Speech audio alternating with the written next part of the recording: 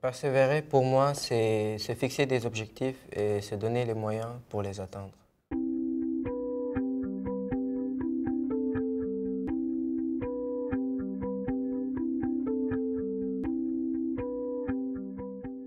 Pour moi, les ingrédients de la persévérance scolaire commencent dans la petite enfance. Je pense que ça vient avec le rôle des parents. Puis le rôle, un peu ce qu'il y a autour, la famille, puis les amis proches de la famille, puis tout ça. Je pense que ça passe par ça. Les enfants apprennent en regardant. Là.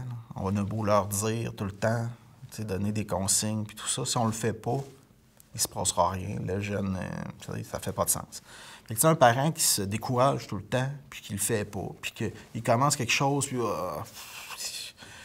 puis donc qui amène jamais rien à terme, puis tout ça, ben l'enfant n'a pas nécessairement une perspective de OK, on commence quelque chose, là, puis peu importe le temps, puis ce qui se passe entre-temps, mais on est capable d'arriver au bout. T'sais. Fait que ça, je pense que c'est super important. Puis c'est des petites choses comme ça qui font que plus tard, c'est incorporé, ça. Mes parents m'aident beaucoup à rester motivée. Exemple que j'ai échoué un examen à l'école, que j'avais beaucoup étudié puis que j'avais pris beaucoup de temps à faire ça. Bien, avec mes parents, exemple que j'ai eu 50, on va refaire l'examen chez moi jusqu'à temps que je le réussisse. L'encadrement parental est très, très, très important pour nos jeunes. Quand à la maison, on parle positivement d'éducation, c'est sûr que le jeune, il voit qu'il y a une opportunité pour lui, puis que venir à l'école, c'est pas un fardeau. Si à la maison, on parle positivement de l'école, bien, moi, je pense que c'est très inspirant et motivant pour cet enfant-là. C'est un peu plus nébuleux, ma famille, même si ma mère avait toutes les bonnes volontés. Comme je disais, j'étais en confrontation avec elle, fait que je voulais absolument rien savoir. Mais chapeau à ma mère qui voulait. Mon père était là, sans trop être là. C'était plus discret, mais c'était ça. Moi, je remercie la vie à tous les jours. Là. Je suis issu d'une bonne famille, j'ai des parents formidables, j'ai eu de l'aide, j'ai des amis incroyables aussi. Quand tu es bien entouré, c'est sûr et certain que ça favorise la persévérance beaucoup. Cependant, si tu l'as pas, si tu la mets pas en action à l'intérieur de toi, si ça vient pas de toi, j'ai l'impression, là je parle à travers mon chapeau, mais j'ai l'impression que même si tu serais dans le meilleur des contextes, si ça vient pas de toi, ça irait nulle part, t'sais. Bien, j'étudie beaucoup. Je demande,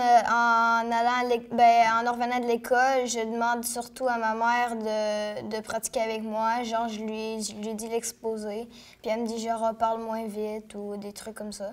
Puis rendu à l'école, bien, je me suis comme donné des trucs là, pour pouvoir gérer mon stress.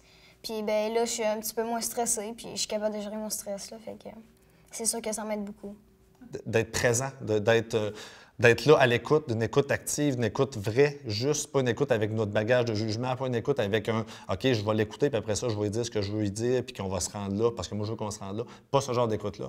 Je pense que, oui, des fois, les jeunes vont penser à tort qu'ils sont capables tout seuls, puis qu'ils ont tout compris, eux autres, là. Mais je pense que des fois, l'accompagnement, c'est d'accompagner le jeune dans un essai qui va peut-être même son infructueux pour dire « Regarde, il s'est passé telle chose, regarde, finalement, tu n'étais peut-être pas prêt, qu'est-ce qu'on fait maintenant? » Qu'il y ait comme un accompagnement vraiment ajusté puis qui se colle vraiment sur la réalité du jeune, pas sur ce que le parent pense ou la réalité du parent. Je pense que c'est beaucoup plus mon père qui me booste un peu. Je trouve tout le temps des phrases qu'il me disait et qui me motivent. Et juste même par rapport à son histoire aussi, je me base tout le temps sur ça. Et quand je quittais le Sénégal aussi, il m'a parlé pendant 2 ou 3 heures de temps pour bien me booster, pour que quand j'arriverai ici, pour que je ne laisse pas tomber, etc. Dans notre culture, on n'est pas très habitué à vite laisser tomber. Souvent, on va jusqu'au bout pour arriver à un enfant.